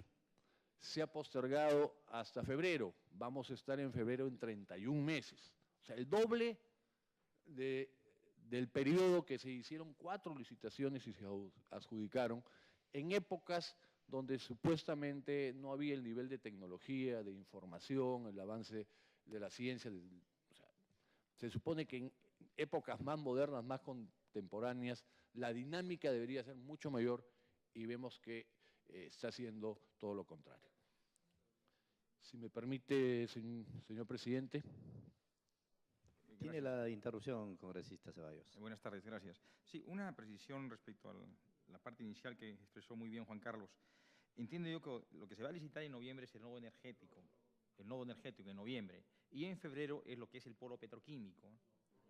Perdón, el gasoducto sur peruano, ¿correcto? Ya. Sin embargo, en la exposición del señor ministro se dijo de que si bien ya hay un cronograma de actividades, la licitación del nodo energético es en noviembre y se están realizando estudios a través de una consultora. Mi inquietud es, ¿qué tipo de estudios? ¿Y qué tipo de consulta en todo caso se está realizando? ¿Y para qué o con qué norte o en qué contexto? Si ya si hay un cronograma, es que ya se ha sacado a convocatoria las bases. Entonces, ¿cuál es la oportunidad del informe que pueda estar alcanzando esta consultora? 1. Y 2, hay en los corrillos, y es necesario decirlo, de que ya al parecer esta consultora ha levantado un estudio preliminar y se tiene identificado inclusive el lugar donde debe instalarse el nodo energético. Y es importante saberlo esto porque donde va a estar el nodo energético necesariamente va a ser determinante para identificar el espacio físico territorial donde va a asentarse el polo petroquímico. Se está amarrada una cosa a otra, con el perdón de la expresión. Entonces, quisiera que se nos puntualice en todo caso cuál es la labor de esta constructora, qué tipo de estudios está realizando o está por ejecutar y cuál es la oportunidad en que deben ser presentados estos estudios. Gracias, Juan Carlos. No, de nada. Presidente, volviendo a los tiempos, refinería de Talara, igual, no vemos, se posterga, se dilata, no se toma la decisión. Desde el 2010 tenemos estudios, como lo ha señalado el señor ministro, ¿no? Pues, Corrado. Se contratan los estudios después que se supervisen, después que se revisen, después que se actualicen en precios, y no se toman decisiones.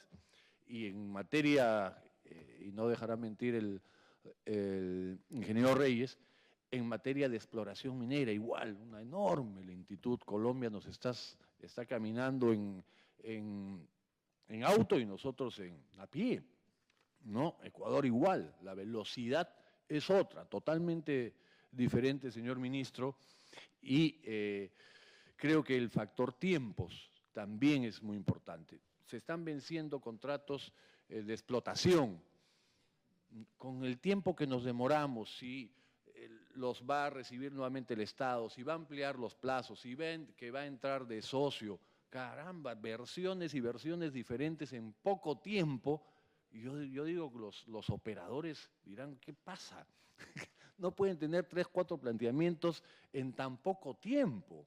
Entonces, ahí algo está pasando, señor ministro, porque obviamente quien no sabe si va a renovar o no va a renovar, si le van a ampliar o no le van a ampliar, lo primero que hace es cierra el caño de la inversión o la reinversión, y eso va a afectar, y ya está afectando. Me pido una segunda interrupción, señor presidente del Congreso Bedoya. Tiene la palabra el congresista Javier Bedoya. Gracias, presidente. Retomando el hilo de lo que está mencionando Juan Carlos Seguren, recordará el ingeniero Reyes que estuvo presente en el seno de esta comisión hace 4 o 6 meses, en donde con un desbordante entusiasmo y optimismo nos dijo que las ampliaciones y los trabajos de la Pampilla empezaban este año. Los primeros, en Talara, perdón, sí, un lapsus, empezaban este año y vemos que se nos viene presentando como novedad, con el mismo entusiasmo por parte del ministro, lo que ya debiera estar implementándose. Y en el segundo aspecto que quiero mencionar, señor presidente, es esta comisión ya aprobó en meses pasados un proyecto de ley que está orientado precisamente para renovar los contratos de explotación de los pozos petroleros en el noroeste del país, que ya empezaron meses atrás a vencerse las concesiones, que los inversionistas ya dejaron de invertir en ellos y en consecuencia son pozos que están siendo dañados y su recuperación va a ser mucho más costosa y lenta, y que fue precisamente ese tema, el día que usted instaló la comisión hace 2 semanas, el pedido que yo le formulé, que coordine con el presidente del Congreso a los efectos que ese proyecto ya dictaminado favorablemente sea puesto en la orden del día. Y seguimos deshojando a margaritas acá y esperando que el Ejecutivo tome decisiones cuando esta comisión ya las tomó, que decide el Pleno. Gracias. Termino, señor presidente, como comencé. Sólida la presentación, en el papel sumamente interesante y motivante, pero en los hechos y en los plazos no podemos felicitar al gobierno ni la gestión hasta este momento. Gracias. Gracias, congresista Juan Carlos Seguren. Vamos a recepcionar una primera ronda de preguntas y dentro de los cuales están inscritos el congresista, tiene la palabra el congresista Eduardo Cabrera. Muchas gracias, señor. Muchas gracias, señor presidente. Un saludo, por supuesto, al ministro de Economía y Minas y a la gente que lo acompaña. Bueno, definitivamente tengo que felicitar que la presentación, bueno, espero que es optimista en cuanto a resultados actuales y más optimista en cuanto a proyecciones. Pero todas estas cosas para funcionar, sabemos que el Perú, no solamente, yo creo que en materia de reservas mineras, debe estar probablemente, si no el primero o el segundo, lo menos que puede ser es el tercero en el mundo. Y creo que puede ser mucho más allá en reservas potenciales, porque la Sierra Minera de Perú considero que es la zona quizá más rica minera del mundo por razones geológicas, orogénicas, ¿no? Pero todas estas proyecciones que se tienen, crecer a 2.700.000 toneladas en cobre es realmente bastante bueno y creo que va a ocurrir de acá al año 16. Creo que se ha podido crecer más porque las reservas probadas que tiene el Perú son ligeramente más altas que las reservas probadas que tiene Chile. Y si así no fuera, están más o menos parejas. Si Chile produce 2.700.000 toneladas, quizás nosotros podríamos llegar en un relativo corto plazo a esa producción. Con la diferencia que inclusive nosotros tenemos mejores leyes por tonelada, con lo cual nos hace más competitivos, y tenemos reservas por desarrollar muchísimo más grandes de las que tiene Chile. En cuanto a la producción de polimetálicos, creo que si se le da a la mediana y pequeña empresa la posibilidad de poderse desarrollar en los próximos años, estoy seguro que las producciones de zinc, de plomo, de estaño y de otros metales se va a dar de todas maneras. En el caso de la plata y por supuesto el oro también. En cuanto al caso del fierro, sí me preocupa una cosa, creo que en el caso de Marcona, hace 25 o 30 años Marcona tenía escasamente 1.500 millones de toneladas de reservas probadas. Hoy día tiene más de 5.000 millones de toneladas de mineral a extraer, con casi 50% de fierro, y pretenden llegar a una ampliación de 20.000 toneladas diarias, de 20 millones de toneladas de fierro al año. Actualmente están en 8. Yo creo que tranquilamente lo podrían hacer y para eso se requiere ya no una infraestructura de producción minera que la tienen, sino se requiere fundamentalmente de que la transmisión eléctrica que llega hasta Marcona pueda ser ampliada en un tiempo relativamente corto. Lo digo, claro, esto lo digo también por razones regionales, porque yo represento al departamento de Ica como parlamentario junto con 3 de parlamentarios más.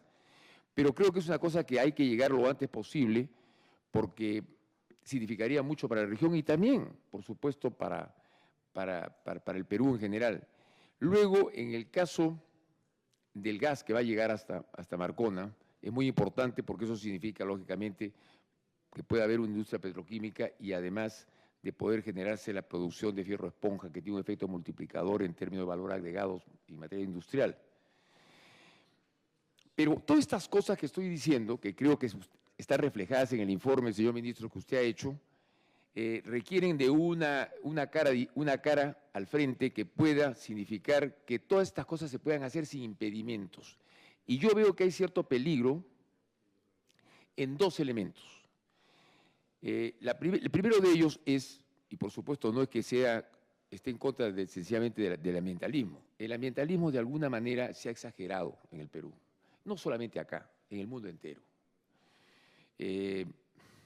Yo creo que hay mucha media verdad en el caso del ambientalismo y mucha media ciencia. No lo digo yo veo que de esa manera lo interpretan las academias de las ciencias en el mundo, que no avalan que el hombre sea el generador de calentamiento global, sino es una cuestión de orden ondulatorio que se da, como todo en la vida, y que ha ocurrido, lógicamente, también en el Perú y en otras partes del mundo. Pero este ambientalismo, de alguna manera, atenta contra el desarrollo del crecimiento minero del Perú, que es tan importante. Porque el Perú es cierto que tiene una costa muy rica para producir frutales y hortalizas, pero en la sierra sí tiene sus limitaciones en cuanto a agricultura y en cuanto a ganadería, por razones climáticas, por altura. Pero eso está compensado largamente por la riqueza de la minería. Creo que inclusive con mucho más posibilidades de crecer que cualquier zona agrícola. Pero el ambientalismo yo lo he notado en diferentes partes del Perú a través de diferentes sociedades civiles, a través de ciertas comunidades, que creo que atentan contra ellas mismas, que sencilla y llanamente han paralizado el crecimiento de muchas minas que podrían estar dando trabajo, prosperidad y progreso en esas zonas.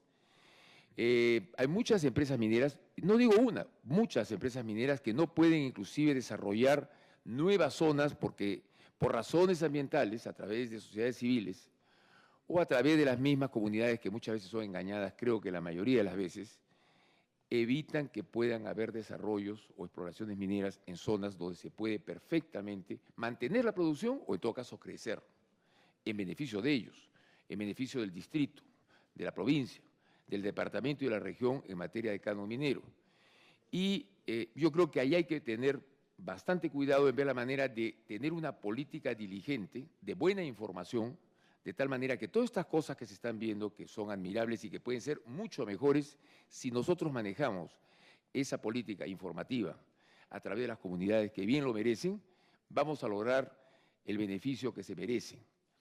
Eso es en cuanto, en realidad, a los desarrollos medianos y de mediana minería y de gran minería. Otra preocupación que no se ha tocado acá, pero sí es bueno que el ministro conozca y que ustedes conozcan, es el de la pequeña minería. Yo sé que perfectamente las noticias, en realidad los editoriales, los comentarios, los ensayos que se puedan hacer en forma escrita a través de diarios y de medios de difusión, son bastante negativos frente a lo que es la pequeña minería y la minería artesanal, porque dicen que contamina mucho el ambiente. Efectivamente hay una contaminación que también está muy exagerada, porque hay informaciones que inclusive violentan a aquellos que trabajan en la pequeña minería, porque las cosas no se dicen un poco como son. Cuando en la economía se dice que hay que sincerar la economía para que no haya inflación, para que no haya déficit, para que las cosas puedan crecer en términos racionales, se utiliza el término sincerar. Creo que en este caso, para la pequeña y la minería informal, y la minería inclusive ilegal, y la minería artesanal, hay que sincerar el problema. Creo que se están diciendo muchas cosas porque lo escucho no en el caso del Ministerio de Energía y Minas, pero sí en el caso del Ministerio del Medio Ambiente, cosas que son totalmente desproporcionadas y que no obedecen a la realidad. Por ejemplo, se habla, voy a poner un ejemplo, se habla de que sencillamente por cada kilo de oro que se obtiene en Madre de Dios, se echa a los ríos 1 kilo de mercurio. Falso, totalmente falso. Se necesita 1 kilo de mercurio para obtener 1 kilo de oro, pero no se echa a los ríos 1 kilo de oro. Se echa muchísimo, la cantidad es muchísimo menor. Probablemente debe ser el 5 o el 3%, porque se recicla el mercurio a través de la retorta. Y esto lo está haciendo del pequeño artesano hasta el hombre que tiene una cierta dimensión productiva, en el caso de Madre de Dios. Por supuesto que hay un atentado, hay un atentado contra el medio ambiente porque definitivamente la vegetación disminuye, no en la forma como disminuye en materia forestal. Estoy haciendo un poco de defensor, pero sí creo que hay una desproporción en dar ese tipo de información porque violenta al pequeño minero. Y luego, en el caso de la contaminación de una zona tan importante en materia de plantas de tratamiento para la pequeña minería como es Nazca, donde existe 28 plantas de tratamiento, unas de cianuración, otras de oxidación, de lixiviación y finalmente las de flotación. Se dice también que atenta contra el medio ambiente y yo sí debo acá ser radical, porque esto no solamente se trata de una información que yo la pueda hoy día dar, sino que ustedes la pueden confirmar en cualquier lugar. En el caso de Nazca, es un clima que no es húmedo, es totalmente seco. La topografía en que se dan todas estas 28 plantas es totalmente plana, no es accidentada. Y por otro lado, en el caso de los tratamientos, el tratamiento de flotación y el tratamiento de cianuración, en unos se utilizan cianuros, en otros se utilizan santatos, y los santatos y los cianuros, a través, como todos estos reactivos, primero con cal y segundo por un proceso biodegradable, se transforman en compuestos químicos que son totalmente inofensivos. Entonces, cuando se dice que en realidad estamos envenenando la zona de Trancas y de, y de Poroma, en el caso de Nazca, no obedece a la realidad. Y eso lo saben los pequeños mineros. También es un motivo de cierta excitación y violencia que les provocan. Yo digo porque lo que se trata es de negociar y ver la manera de formalizar la pequeña minería y la minería informal de tal manera que pueda crecer aún más la producción minera. ¿Y por qué? Desde el punto de vista productivo, tienen un registro de producción importante, pero desde el punto de vista del empleo, de las expectativas de mucha gente que sale de ganar muy poco a ganar bastante más y, lógicamente, labrarse un futuro. Es bueno, es cierto, fijarnos en la gran minería, que la cual yo creo, porque creo que es una palanca para poderse desarrollar en este país. Además, Dios nos ha dado, lógicamente, una minería muy rica, pero tenemos que ser consecuentes y ver la manera de solucionar el problema de la pequeña minería artesanal e informal. Vuelvo a decir, sincerando el problema. No decir, como hay ciertas personas en materia de empresarios mineros, que inclusive hay uno que ha registrado, ha sido presidente de la Sociedad de Minería, que han dicho muchas veces que estos mineros son unos delincuentes. Eso tampoco hay que decirlo, porque no son delincuentes. Puede haber algún delincuente, pero en la minería artesanal informal no es una minería que esté en manos de delincuentes. Son gente que sencillamente se labra un futuro. Y muchos de ellos tienen una relación contractual con muchos de los propietarios de los derechos mineros. Y existe una formalidad que no está establecida a través de la ley, pero una formalidad que está establecida en base a la relación entre el que es dueño de la concesión o el derecho minero y, lógicamente, el que trabaja allí. O sea que formalizar no va a ser difícil en el tiempo. Creo que se puede hacer en un tiempo no corto, es imposible hacerlo en un corto plazo. Tenemos que pensar en etapas, pero no vayamos al enfrentamiento, no vayamos a una especie de terapia de grupo con los pequeños mineros, porque no se trata de estar acá disparándonos unos a otros, hay que buscar cercanías y no distancias, hay que buscar afectos y no discordias. Creo que sé que el ministro de Energía y Minas comprende esto, pero tiene que ser extensivo no solamente al Ministerio de Energía y Minas, sino también al Ministerio del Medio Ambiente, porque yo veo que hay un cierto ánimo de enfrentamiento. Y ya cuando se dice, por ejemplo, que la pequeña minería o la minería informal es una minería que no paga impuestos, también es una falsedad. ¿Por qué? Vuelvo a decir que hay que sincerar el problema. Porque cuando los pequeños mineros o los mineros informales compran cualquier cosa en este país, pagan impuestos generales a las ventas. Cuando compran otros productos, pagan impuestos generales a las ventas e impuestos selectivos al consumo. Cuando importan, pagan impuestos de aduanas. Y algo más, dicen que no pagan impuesto a la renta, también pagan impuesto a la renta, no en forma, lógicamente, a través de una contabilidad organizada, pero en medio de todo, ellos tienen definitivamente al llegar y vender su producto que pagar el impuesto general a las ventas de la producción minera, y ellos no la pueden deducir porque no tienen una contabilidad. En consecuencia, ese impuesto general a las ventas, con lo cual son gravados, es una manera de pagar el impuesto a la renta.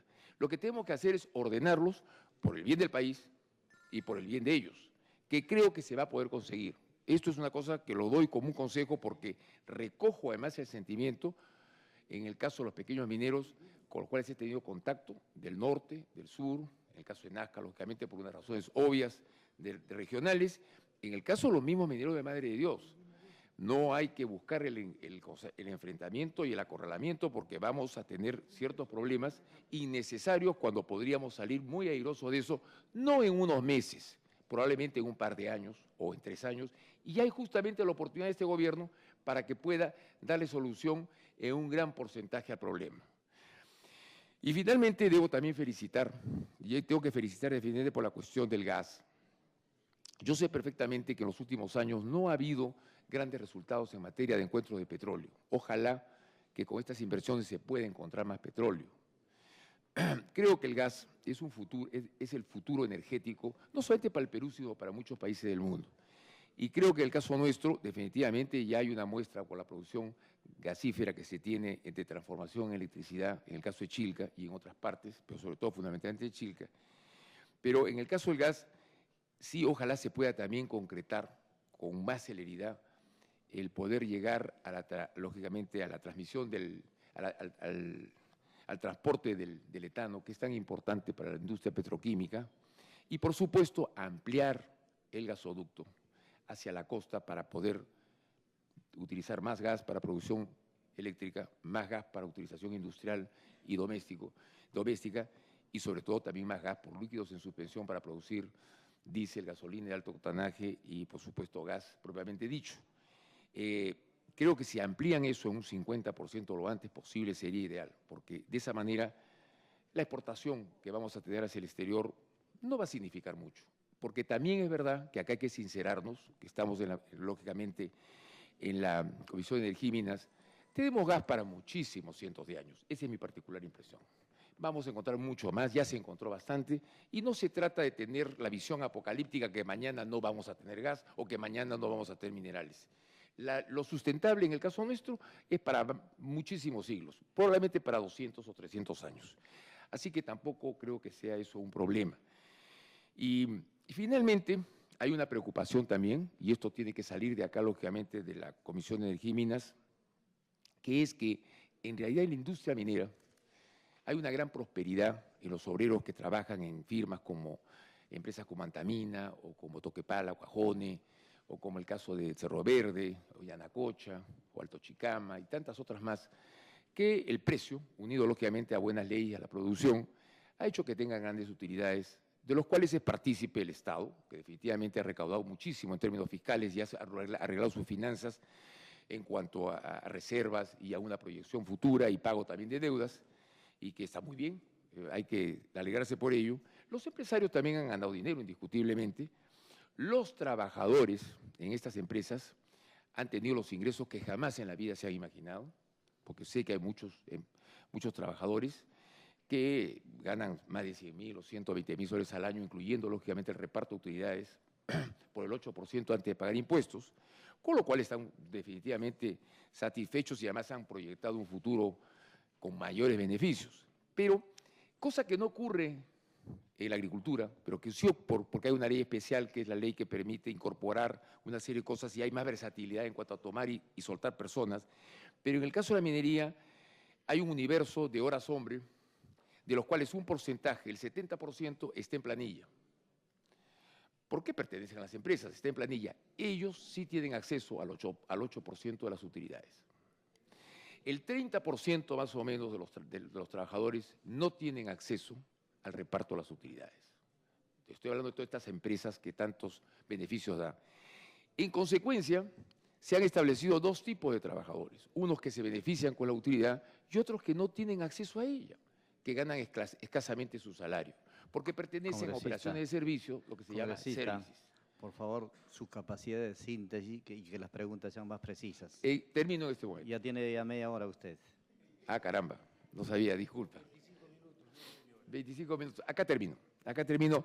Que eso, lógicamente, es responsabilidad de esta comisión y espero, lógicamente, que pronto un proyecto de ley pueda ser aprobado acá, de tal manera que se pueda definitivamente permitir el acceso a esas utilidades de aquellos que están fuera de planilla, y espero que lo vamos a conseguir acá, y esto sencillamente es una información para el Ministerio, que creo que tiene que ser bien recibida, porque creo que es lógicamente lo suficientemente fecunda y beneficiosa para poderla hacer.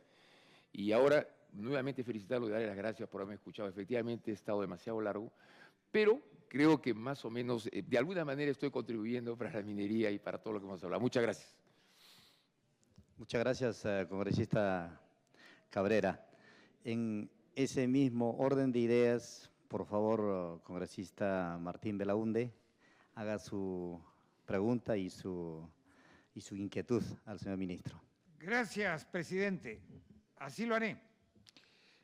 Primera pregunta, por su intermedio, al señor ministro. Yo quisiera saber qué se puede hacer para que, después del otorgamiento de la concesión minera, no digo que eliminen, porque no es posible, pero que sí se aminoren la cantidad de autorizaciones que debe obtenerse a fin de lograr entrar en producción. Y según el INGEMET son alrededor de 95 autorizaciones específicas. Sinceramente me parece excesivo. La concesión minera se ha desvirtuado porque la concesión como tal ya no da derecho, es un derecho más no una autorización, lo cual implica que no se puede empezar a trabajar, sino cuando se obtienen esas autorizaciones adicionales. Parte de ello son las autorizaciones de los estudios de impacto ambiental. Se dice que el SENACE será ventanilla única. Yo personalmente lo considero no ventanilla única, sino una ventanilla adicional. Después, con respecto a Petroperú, si Petroperú ha tenido unas utilidades, creo, del orden de, y quizás estoy pecando de optimista, de $200 millones, ¿Cómo es que se va a lograr el financiamiento de la remodelación, rehabilitación, ampliación, modernización o como se le quiera llamar, de la refinería de Talara, que costaría entre 1.700 o 3.400 millones de dólares? ¿Cómo es que se reúne el flujo de caja para hacerlo? ¿Por endeudamiento? ¿El flujo de caja de Petroperú soportaría ese endeudamiento? ¿Tendría que capitalizarse a Petroperú? ¿Tendría que capitalizarse con aportes del Estado? ¿Tendría que capitalizarse con aportes del capital privado, de una mezcla de ambos factores?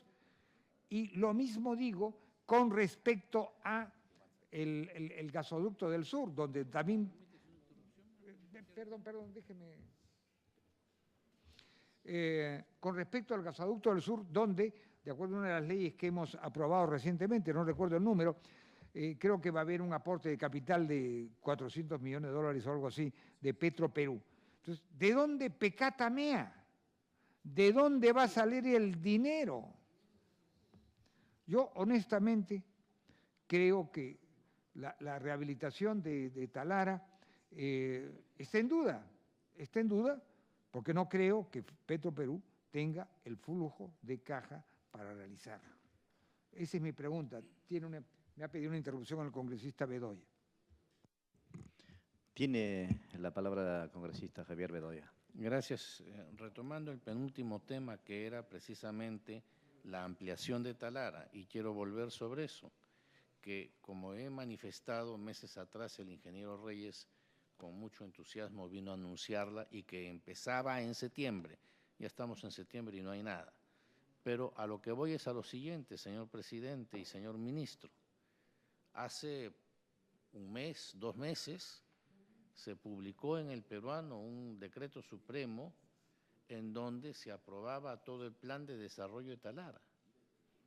Y 3 días después fue dejado sin efecto.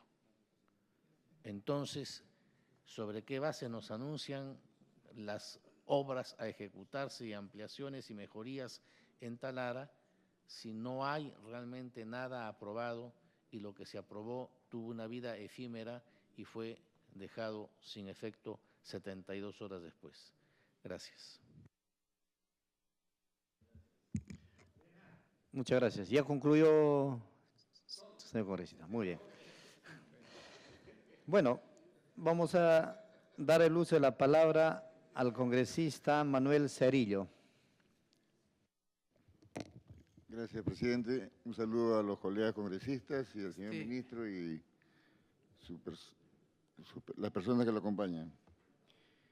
Bueno, mi pregunta, y bueno, primero felicitar al ministro por la exposición en el tema de minería y de energía, que es muy necesaria e importante para el desarrollo de nuestro país. Y mi pregunta iba orientada pues a qué se va haciendo para disminuir la conflictividad social, ¿no? Algo que ya el congresista Cabrera prácticamente lo ha puesto en la mesa, ya que en el desarrollo de una nueva minería que usted anuncia para promover la inclusión social, estamos hablando de promocionar el bienestar de las poblaciones. Entonces mi pregunta también iría ahí si para lo que se ha hecho con los mineros en el caso de Madre de Dios, si ya se había pensado en promocionar este bienestar para estas poblaciones, ¿no? Porque es una manera de repente evitar la conflictividad, como bien lo ha expresado el congresista Cabrera, que buscaríamos más bien que confraternizar con ellos, llegando de todas maneras a lo que ustedes han tomado en cuenta, de darles pues capacitación para los buenos manejos, para lo que se ha venido exponiendo acá de cumplir una ley de regulación de la minería. En otra pregunta también relacionada a la minería es qué se está haciendo para controlar cuando se da una licencia de exploración minera, si se está, en el caso de que se está haciendo ya la explotación, teniendo en cuenta que ya esto está regulado. Si se hace la exploración, no se puede explotar. Entonces, por lo tanto, ¿qué se está haciendo? ¿Qué tanta falta se está cometiendo en este aspecto, ¿no? Y tenía una queja en el caso de Caral, con el tema de la zona de amortiguamiento, si se ha contemplado o no para esta zona arqueológica su zona de amortiguamiento, ya que también estamos hablando en que para agilizar las inversiones queremos reducir los plazos pues, de la emisión de los certificados de restos arqueológicos. Y en la base de datos que ustedes tienen de restos arqueológicos, si se contempla cuando hay en este caso, en el caso de Caral, su zona de amortiguamiento que debe tener, y si se encuentran restos arqueológicos, porque han llegado a prácticamente por el tema de la minería a transgredir una parte de esta zona. Entonces, esas son mis preguntas, porque hablo de Caral porque es de mi región y quería de repente algún alcance, señor ministro. Por su intermedio, señor presidente, y muchas gracias. Gracias, congresista Manuel Cerrillo. Con esta primera ronda de preguntas, vamos a dar el uso de la palabra al señor ministro para que pueda absolver ya esas inquietudes que tienen los señores congresistas. Y por favor, señor ministro, tenga usted la palabra.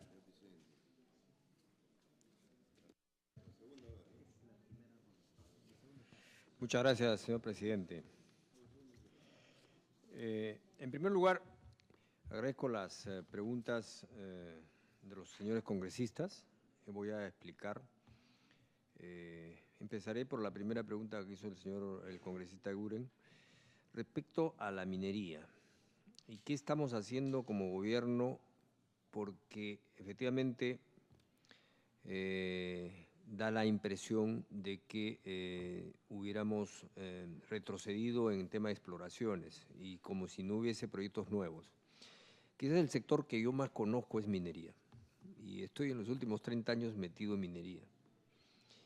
Y la clave, la receta para sacar los proyectos mineros sostenibles es siempre trabajar de abajo arriba con las comunidades campesinas. En ese sentido, yo quiero referirme a una frase que dijo el señor presidente de la República, que hay que incluir para crecer.